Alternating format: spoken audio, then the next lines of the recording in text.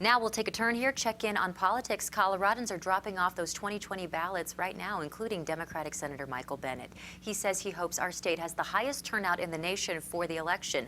Almost 400,000 Coloradans have already voted, and we have CBS 4's Sean Chitness, who is joining us live in Denver this afternoon. And Sean, one thing we've been noticing on social media are all these posts about voter intimidation. People are talking about this one.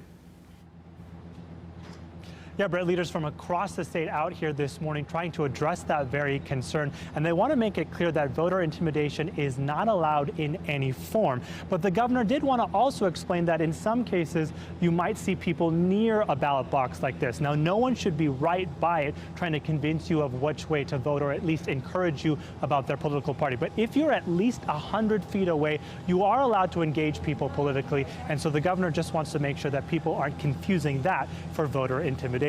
Now, along with him, there were other state leaders talking about the success that we've already seen so far. Ballots were sent out earlier this month, and the number of people voting early is already outpacing 2016. The Secretary of State said today that turnout so far is 24 times more compared to the last presidential election.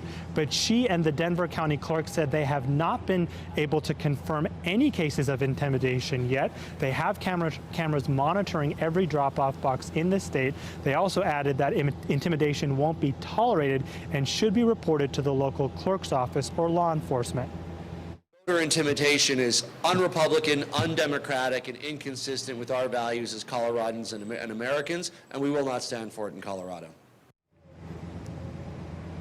So they, of course, have been encouraging early voting throughout this entire process, and we've been able to watch plenty of people coming out to just this drop-off location right here, passing on their ballots. Now, you still have time to register. If you want to mail in your ballot, that deadline is October 26th. And again, we just want to explain to everyone that ballots are already being counted, and most of them will be counted on election night, November 3rd, and then they are certified later in the month.